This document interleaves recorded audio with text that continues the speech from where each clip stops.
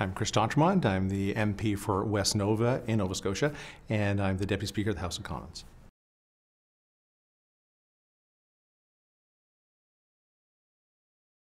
Sometimes it's about timing when you run for political office. I had been working for a Minister of Finance in Nova Scotia, and his position became available way back in 2003. So I took the opportunity at that time to run for political office to see if I could help my community, and I've been elected since 2003.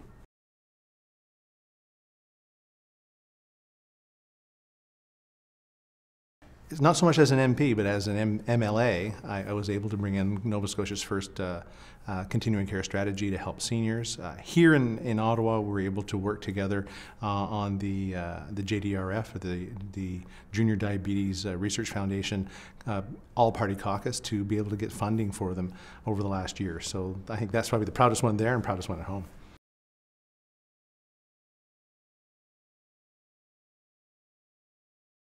What motivates me to be an MP really is that 1 in 10, that 1 in 20 that you can actually help. Because lots of people call our offices with lots of different issues pertaining to government programs, issues, and you can't help all of them, but that one you can help, that two you can help, that makes the day go by so much quicker and makes you want to do the job even more.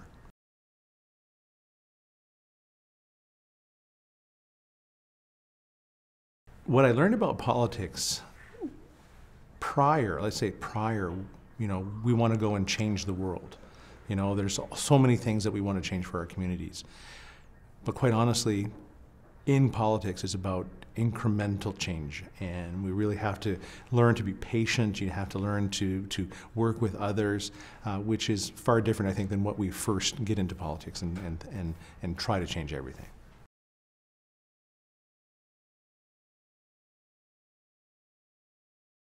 Well, I can use the example of how we work together as that JDRF committee. We were able to basically lobby the government in getting some extra funding for extra research, and over $30 million was brought forward to the different diabetes groups. As a dad of a type 1 diabetic, it was important that I worked to make sure that that kind of research actually happens for our communities, and we did that, with Bloc and NDP and Liberal and Conservative all sitting around the same table.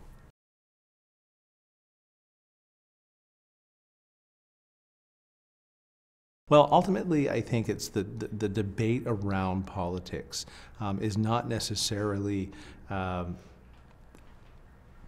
truthful in some cases. Social media is a great mechanism to talk to people, to talk to your constituents.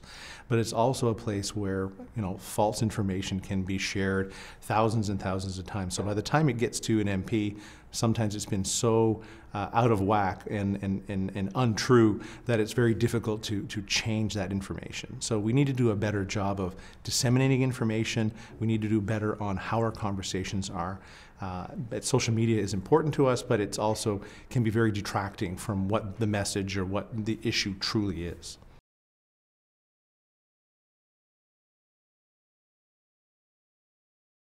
I've seen some great students going from class to class in my riding. So we've got a great set of youth coming up to take the reins of our communities. They're interested in our communities.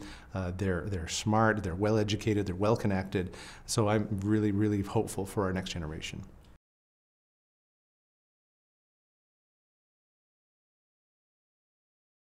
I would have told my 16-year-old self to get involved. Get involved with your community, get involved with something that passions you, stay active, of course. But, it's those connections through volunteerism and other organizations that we build our own communities. And I think that's important that I find our kids don't necessarily do today.